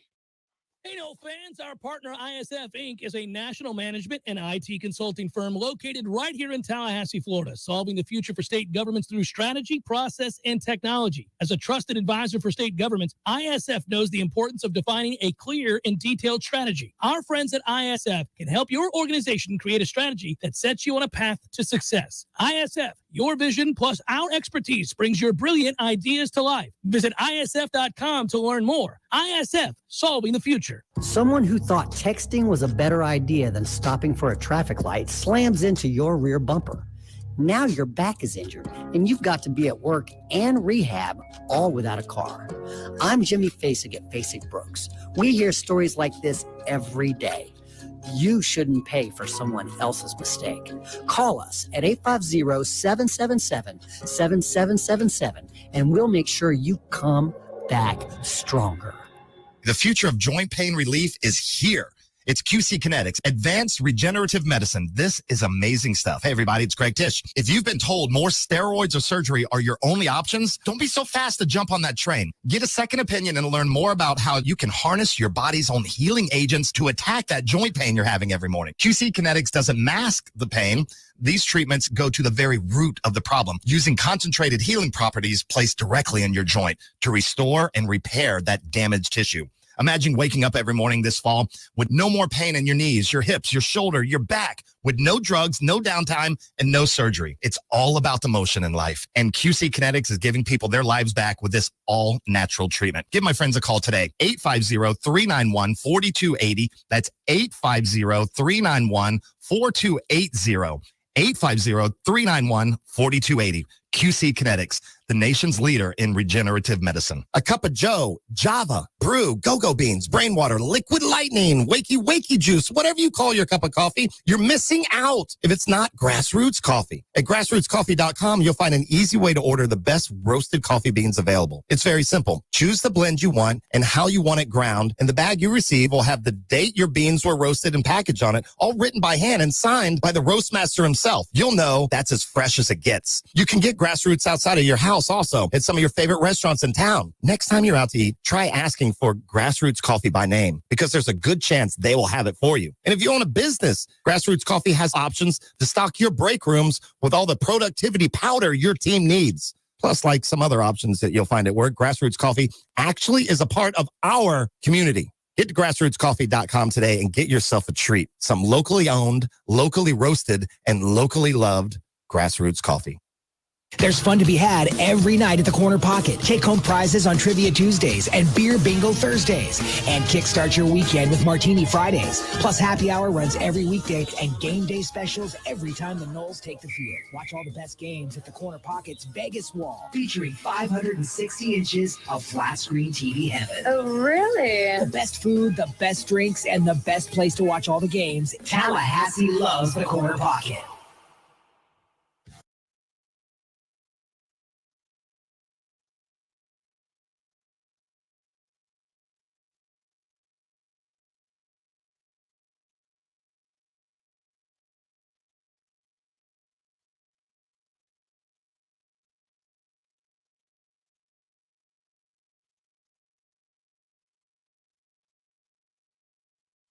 Sponsored by Epps Decorating Center. Call Epps Decorating Center for your next painting project.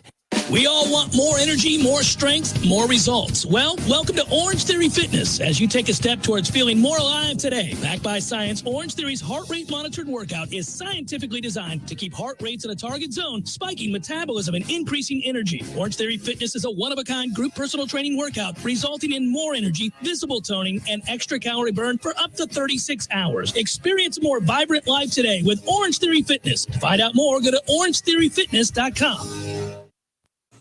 Welcome back to the Jeff Cameron Show, sponsored by Legendary Home Loans, a mortgage experience designed around speed, simplicity, and customer service. Before you buy your next home, contact our friend Shannon Young with Legendary Home Loans. Visit FSUHomeLoans.com. FSUHomeLoans.com.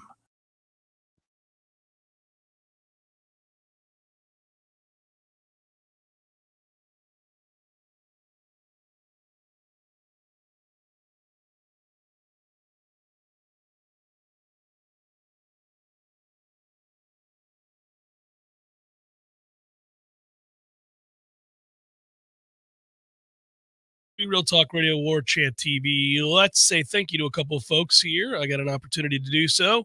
Woo! Marcus writes, let me be the first to congratulate the JCS for awarding Duke the first ever DP Bohica. DP stands for double platinum, of course. No euphemism here. Appreciate you, Marcus. And in truth, it had already been done. That's the 22nd straight win over Duke. But yes, the NCAA had negated a couple of these wins. And Sky Ninja says, Jeff, when do we move on from Trey? He means Trey Benson. Is it an offensive line issue? Love Trey. Seems like he's taking a step back. Well, Sky Ninja, I'll answer that after I get done talking to Ira here, because I think it is an interesting discussion. Not the point about moving on at all, but instead how he's used, when he's used, what types of runs, what types of teams, all that sort of thing. We can get into that a little bit. It's a lot of fun to do so. There he is. Ira Schoffel, Warchant.com. My cohort is here to join us now, as he's wont to do on a Monday. Hello, Ira. How are you, brother? I am great, Jeff. How you doing? You sound a lot better, buddy. I'm getting there, man. I'm still a little nasally, but I feel worlds better, man. That was a tough week. But the crescendo was that wonderful atmosphere Saturday night and that win for Florida State, and real toughness involved with this team. They're resilient. We all know that. And then obviously we see what this offense can be when Jordan's able to run the football, and you know, in the big games, I think he'll have to. It's a different dynamic that is almost impossible to stop and a lot of fun. I know that your first piece, though, was on the defense, and they continue to be dominant in the second half of games. Go through what you saw on Saturday night, what stood out to you, and I guess if you want to start with that defense. Yeah, you know, I thought it was similar to what we've seen so far. I mean, when they're just doing their jobs, you know, I guess is the best way to say it. I think they're really good. You know, you look at I think Adam Fuller said today, I think it was about 80 yards on 2 plays where they lost contain. And that's a third of Duke's offense. You know, I think there was a perception that maybe Duke was running up and down the field and it's like, yeah, but there's a couple of big plays. Now those big plays count, and you got to defend them. But to me, it wasn't a case of where they were just manhandling FSU up front and just getting 5 yards a pop, 6 yards a pop. They got a couple of explosive plays, and part of that was because Florida State made some mistakes. So I think overall, once they settled down, I thought Florida State's defense played really well. And just on that topic, because you brought up Jordan running, you know, I know there's a narrative out there from some people or a feeling from some people that if Riley Leonard had stayed healthy or was able to play the rest of that game, that it doesn't, you know, that the result might be different. And all I would say is, okay, yeah, Duke might have had a little more success offensively if he had been in there, but Duke was never going to stop Florida State again once Jordan Travis started running the football. Yeah, the second half of the game, there's no doubt. Yeah, and the 94-yard drive is a masterpiece, and it's the drive or 96-yard drive is a masterpiece. And you think at that point too, Duke is gassed. They're done. You could tell, and they weren't going to get any more stops from that point forward. And they could have played. I mean, literally, I really feel like they could have played another 6 quarters. And Florida State would have scored every time. Like, I just don't think there was and Duke, man, give them Mike Elko's done a great job. They had a great scheme, a great game plan. But even with that, I think you got to give Florida State's offense a lot of credit. Jordan hit everything he needed to hit because they were trying to take away Keon and Johnny. So he did a great job of hitting the tight ends, the backs, and really spread the ball around. But even with that, you know, he still needed to run some. So that's a credit to that Duke defense, which probably was better than I was giving them credit for going into the game. Yeah, I think they're good. I think they're extremely well coached. They're physical. And the other part about Duke's defense is they're smart. They're senior laden. They've played a ton of football. They're in the right spots. They make you earn it. And that was my thought going into the game, is you were going to have to earn it because they are also physical. You know, that's one aspect that has changed dramatically under Elko. You go back over the years, Duke hasn't had many good teams. And even the ones that they had, you would have never said that they were capable of being very physical. But I think this defense is physical because they're old. They're 24-year-old dudes. There's no question. And, the fact that they've got a bunch of older dudes who, you talk about 6 or 7 years in a college weight room. Yeah. That's a lot different than 2 or 3 years. And the other thing I would say, and I just want to give Tom credit, and I mentioned it, I think I mentioned it last time, the Smash, that I thought Tom made a great point in his piece last week where he talked about Duke. They do such a great job of limiting your runs from being, instead of it being an 18-yard run, it's a 6-yard run or an 8-yard run. They're not going to give up on the play. They might get beat at the point of attack, but they made a bunch of plays in that game, kind of from the backside, that prevented Florida State from hitting some even bigger plays. So I think that's something else that they do that it's hard to quantify, but you really see it when you watch them play. So it'll be interesting to watch. One of the things that is both hugely beneficial but also annoys the hell out of at least Tom and I is that they use so much personnel. Florida State uses so much personnel, and they rotate so many guys so frequently in any situation that they ought to be the freshest team in the second half of every game they play. And it's maddening, but it's working. So where do you stand on this? It's funny you bring that up, man, because I was thinking we might have a lively discussion on headlines about it. Because Corey on Wake Up Warchant this morning, I was listening to him and Aslan, and Corey was lamenting it, and I sit next to him in the press box, and he complains about it just like you guys probably do. Oh, buddy, you should be glad you don't hear me talking about it. Well, I got Corey in one ear. Mm-hmm. But yeah, it's just like, I don't know. I get it. I understand the concern, but I'm also like, look at what they're doing in the second halves of these games. So, like, how mad can you really be? I mean, they're not going to play. You don't want those guys to play 60, 70 snaps a game. Now, I get it. Once Duke started moving the football or they start getting a drive, what I liked about this game that I don't think we've seen as much earlier is a commitment to get the starters back in. Like, you would see if Duke got to like around the 50-yard line or started getting in plus territory, you'd see Verse and Peyton start running back on the field. And I like that. Like, don't just give up the whole drive because you got your backups in there. And so I think they're working through it, but I appreciate the fact that I think they've got a long-term goal, man. I think this was a decision.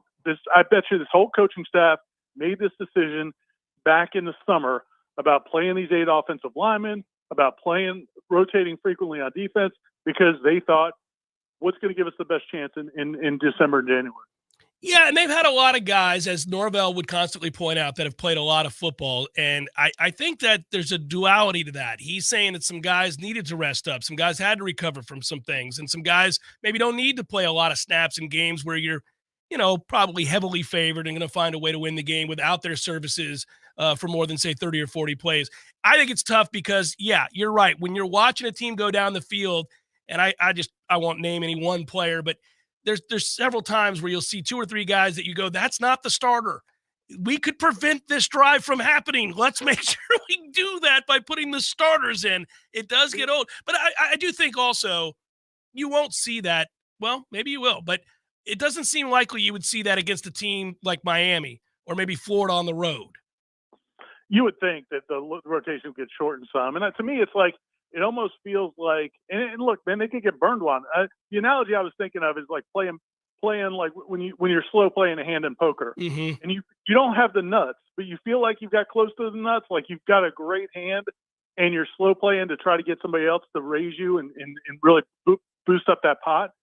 And there's a little bit of risk involved, and there is some risk involved for Florida State right now. Like it could backfire against them, but I feel like they've got a really good hand.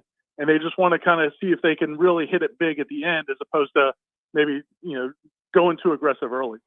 We hear anything today? Probably not. I'm just kind of curious, Johnny Wilson situation. Mike Norvell said he was very encouraged by the way Johnny was yesterday. And I actually kind of heard a whisper about that also early this morning. It wasn't enough to feel great about, but I did hear a whisper along those lines. And then Mike Norvell said the same thing today, that he really was doing well yesterday, and he feels optimistic that he's going to be back soon. Now, whether or not that means this Saturday or not, we'll have to see. But it didn't seem like coach speak. I think he legitimately thinks Johnny's going to be back pretty soon. Yeah, you don't need him against Wake Forest, so I wouldn't bring him back, and you probably don't need him against Pitt either. In fact, anybody that's dealing with anything, you're going to need him back for Miami. So let's just bring him back for Miami. Well, I just, other than getting that win, and it's a big one, and kudos again to Duke. I think that's a fun team and a good story.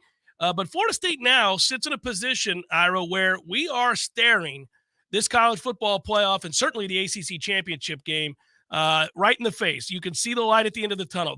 You got a couple of games. You have 3 games that remain on your schedule that are all easy wins, I would argue. And then a couple that are difficult, and then an ACC Championship game. So really, by getting that win Saturday night, we're down to about 2 regular season games that we're concerned about here? 2. That's it. Would you agree with that? Yeah, I do. I mean, I think those are 2 games where you feel like, okay, if you play decently and they play great, they could beat you. They could beat you. I feel like in those other games, you'd have to beat yourself. Look, man, honestly, this past game Saturday, one of the things that really impressed me the most about that game Saturday was they were kind of starting to beat themselves early in that game, both with the pick six, some of the decisions that were made by the head coach. And I just felt like that was the scenario, like that was the blueprint Duke needed to win at Doak Campbell Stadium. And they got it really in the first quarter, first half. But they still couldn't beat Florida State because once Florida State settled down and Jordan did what he did, they have a different gear that a lot of teams don't have. So, yeah, I mean, I think that's accurate. I think Florida, Miami, you got to go play well. You're going to have to play well in those games where they can beat you, and those are probably the only 2 teams left.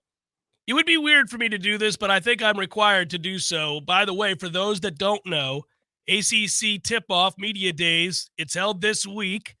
It's 2 weeks later than last year's version, but tomorrow the ACC will hold the annual 2-day basketball tip-off, and so it is for Florida State, Leonard Hamilton and Darren Green Jr. and Bob Miller. Any cursory thoughts on Florida State basketball to conclude here, Ira? Man, I'm looking forward to what I am looking forward to is just seeing better chemistry. I mean, last year, look, I don't know that this team's going to make the tournament. I think best case scenario, they make the tournament. Yep. But I just want to see a team that looks like they want to play together. They play hard. They play for each other. They like each other. I just feel like that was not the case last year, and maybe even in parts of the year before. So that to me, that's the biggest thing I'm looking for. And if they can make the tournament, that would be great. I think we share the same outlook. I do think it's interesting that he chose Darren Green Jr. and Bob Miller as opposed to, say, third-year players like Jared Worley or Cameron Fletcher. But, hey, that's fine. Another time to talk about that. Be good, brother. I'll talk to you tomorrow. Thanks, Jeff. See you, man. Yep. No, it's hard to get your head over to basketball, and we haven't been a watchable product the last 2 years. Not when they don't care to play. Yeah.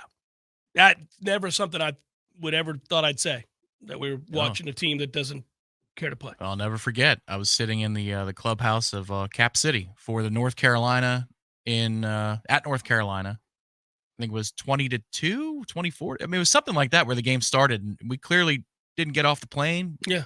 Didn't get off the bus. Like there was no, you're just like, what is this? We were just there. And the sad thing is, you had done so much over the previous 4 or 5 years to have it at a place like where I was sitting, where 20 people are around the television. Ready to watch. Yeah. And then you do that. And then you get up and go, I'll take another one. And that's about the end of this viewing experience. Correct. And then there are 4 or 5 more instances of that since then where you're not sure that they really care to be there, which is crazy because can't happen. That's not that guy's program. No, that's not happen. Leonard Hamilton basketball. No, but to Ira's point, if they can make the tournament, it'd be a hell of a way for him to go out, retire at the end of the year, and call it a day. That would be. I'd be surprised if they did, but that would be really cool. It'd be really cool. Jeff Cameron Show 93.3 Real Talk Radio Warchant TV. Let me tell you what T-Spark stands for. It stands for strength, commitment, teamwork, and heart. We don't ever quit until we've got nothing left to give. Our team is unstoppable. Want a guaranteed win? Call T-Spark Enterprises for your next roofing or construction project. We conquer all peaks. TSparkConstruction.com. License number CCC 1331204. Your local news now. Florida Highway Patrol has confirmed a man riding a bike was hit and killed Saturday night. According to FHP, a car was traveling north on County Road 365 near Brown Donaldson Road when it happened. Trooper said the bicycle did not have reflective gear and the area was not well lit with streetlights. The cyclist, a 38-year-old man, was pronounced dead at Tallahassee Memorial Healthcare. This is a developing story. A Lincoln High School student was arrested Friday morning after they allegedly brought an airsoft gun on campus and fired it at another student. Around 8 a.m. Friday, Lincoln High School staff members observed a distressed student who informed them they had been shot with an airsoft gun. A 16-year-old student confessed to firing the airsoft rifle at the other student. LCSO's school resource deputy on campus arrested the student, who was an 11th grader, and transported him to the Juvenile Assessment Center. This is Rachel Anay with your Real Talk 93.3 local news update, brought to you by Macklemore Systems, Tallahassee's go-to Mac store. Check them out online at MacklemoreSystems.com.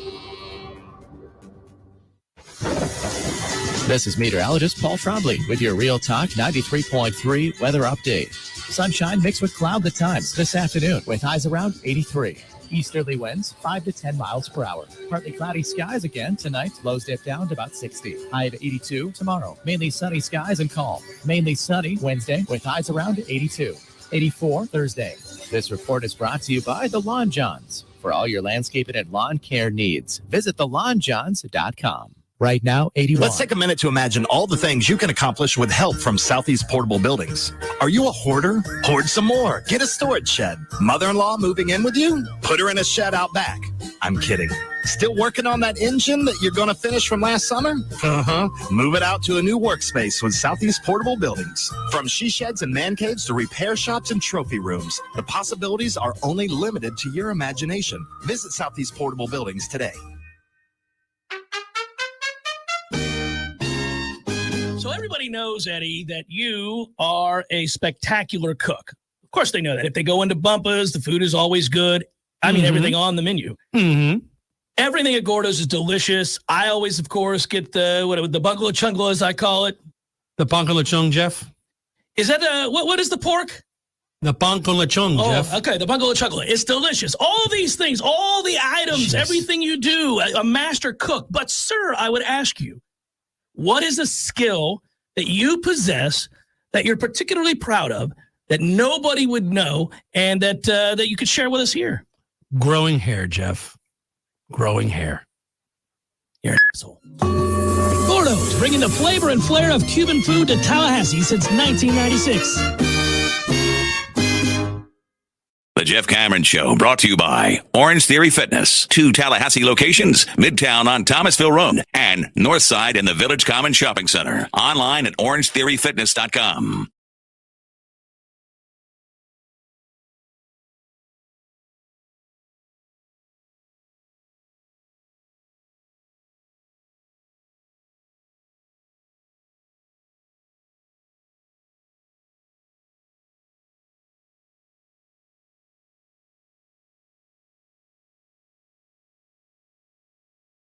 Do our normal solving for the future with our friends at ISF, our partners and collaborators, and I wanted to make sure to do that and solve for the future. Tom, maybe I can just put the onus on me. You know, ISF collaborates with their clients all across the country. Right here from Tallahassee, they're a national company that works with folks that obviously want to get the most out of what they're doing with state and local government. And ISF, as I've told you many times before, is a great partner because they're going to listen to what you have to say. But, Tom, how about what I had to say last week about Armando Blan and whether or not he would be making his way to Tallahassee? Just a sense that perhaps that could happen. That, depending on the service you're looking at, 5-star defensive lineman could be saying yes to Tallahassee and no to Miami. Yeah, I found that very interesting, considering that, you know, you might have pulled that out of thin air and guessed. Well, remember, I have a history. We've documented this. You do, but then there's also that you're guessing about reclassification from one class to another. Well, it's just I told you it was a rumor I heard about a reclassification possibility. And then, of course, that rumor turned out to be true. And I have many sources, and those sources come together, and I decide who to trust and who not to trust and when to go forward with these things. And a lot of it has to do with my intuition, the sense of how I can solve the problem and solve the future, quite literally. And what I do is I sit back and I certainly, you know, read the tea leaves, and I get a sense, and then my football instincts kick in. And I said, you know what, this kid has to come here. Yeah. Where else is he going to get developed in the way that he wants to be, challenged in the way he needs to be? Look, I'm sure it has nothing to do with the fleece that you're wearing today either. No. Probably nothing. But what I will say, his recruitment, it can't. They're not associated with the university in any way. Correct. What I do know is that when it comes to matters like this, it reminds me why I don't want to play Battleship against you, because I know where that carrier is. You would guess the grid. I would. In sequence. I would say, I know where this is. Top left to bottom right, or bottom right to top left. Your call. Either way, you lose.